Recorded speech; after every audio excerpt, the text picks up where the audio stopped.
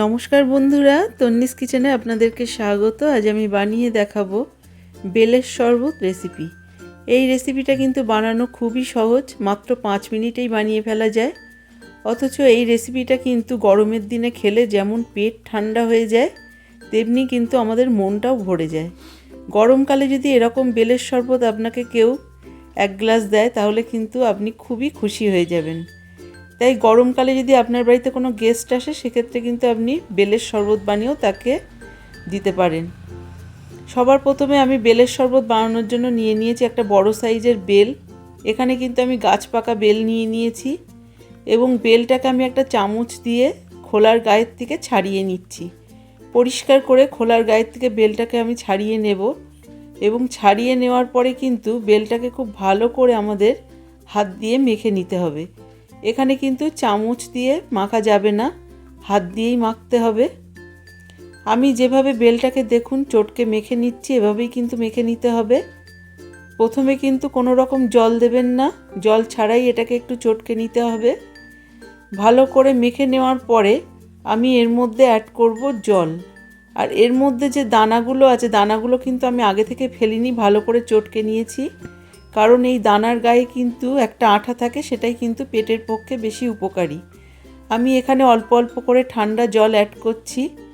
আমি এখানে ফ্রিজের ঠান্ডা জল নিয়ে নিয়েছি এবং জলটা কিন্তু একবারেই কিন্তু বেশি দেওয়া যাবে না, অল্প অল্প করে দিতে হবে।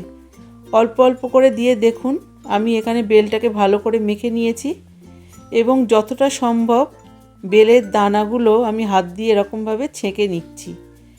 এখানে কিন্তু সব দানা এভাবে পরিষ্কার করা যাবে না, তাই যতটা সম্ভব এরকমভাবে ছেঁকে ফেলে দেওয়া যায় দিতে হবে। তারপরে কিন্তু আমি একটা নেট নিয়ে নেব, নেটের সাহায্যে কিন্তু বেলটাকে একটু ছেঁকে নেব। আমি এখানে একটা বাটি নিয়ে নিয়েছি, বাটির মধ্যে দিয়ে দিচ্ছি একটা নেট। এইবার নেটের মধ্যে আমি বেলের পাল্পগুলোকে ঢেলে দেব। এবারে বন্ধুরা বেলটাকে ভালো করে ছেঁকে নিয়ে দানাগুলোকে বাদ দিয়ে দিতে হবে। আর এভাবে আপনারা কিন্তু বেলটা ছেঁকে নিয়ে ফ্রিজের মধ্যে 1 সপ্তাহ মতো সংরক্ষণ করে রাখতে পারেন। আপনাদের যখন ইচ্ছা হবে তখন কিন্তু অল্প পরিমাণ বেল নিয়ে শরবত বানিয়ে খেতে পারেন। আর বেলটা কিন্তু আপনারা জানেন এটা দুধ দিয়েও বানানো যায় বা হালকা করে লেবুর রস দিয়ে আখের গুড় দিয়েও বানানো যায়, সবটাই কিন্তু উপকারী। তবে মুখের টেস্ট হিসেবে খেতে গেলে আমি যেভাবে বানাচ্ছি এইভাবে অবশ্যই একবার আপনারা বানিয়ে দেখুন, খুবই ভালো লাগবে। সব বেলটা আমি ছেঁকে নিয়েছি। এবারে আমি একটা মিক্সিং জার নিয়ে নিচ্ছি।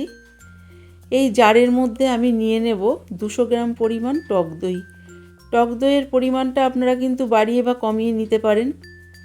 এরপরে দিয়ে দিচ্ছি একই বাটিতে মাপ করে 1.5 বাটি পরিমাণ বেলের পাল্প।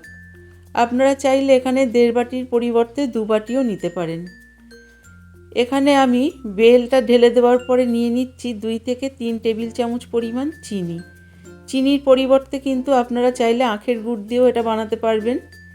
দিয়ে দিলাম সন্ধক নুন, 1/2 চা চামচ পরিমাণ দিয়ে দিলাম সন্ধক নুন। আর দিয়ে দিচ্ছি 1/2 পিস পাতিলেবুর রস। এই পাতিলেবুর রসটা দিলে কিন্তু খুব টেস্টি হয় বেলের শরবতটা। আপনাদের কাছে যদি পাতিলেবুটা থাকে তাহলে অবশ্যই দেওয়ার চেষ্টা করবেন। এরপরে দিয়ে দিচ্ছি পরিমাণ মতো জল। আপনারা বেলের শরবত কীরকম খেতে চান, গাঢ় না পাতলা, সেই অনুযায়ী জলটা এখানে দেবেন। জলটা দেওয়ার পরে আমি একটু ব্লেন্ড করে নিলাম বা ফেটিয়ে নিলাম। দেখুন এরকম হয়েছে আমার বেলের শরবতটা। এবার আমি একটা গ্লাসে আপনাদেরকে সার্ভ করে দেখাচ্ছি, দেখুন কতটা লোভনীয় হয়েছে। আর আপনার বাড়ির বাচ্চারা যদি বেল খেতে না চায়, এভাবে অবশ্যই একবার বানিয়ে দেখুন। এই বেলের শরবতটা কিন্তু সকলেই সোনামুখ করে খেয়ে নেবে। এবারে বেলের শরবতের মধ্যে আমি একটু দিয়ে দিলাম কিছু আইস কিউব। এবারে আমি একটা লেবু স্লাইস দিয়ে আপনাদেরকে সার্ভ করে দেখাচ্ছি। আমার এই রেসিপিটা যদি ভালো লাগে অবশ্যই সাবস্ক্রাইব করবেন, লাইক দেবেন এবং শেয়ার করবেন।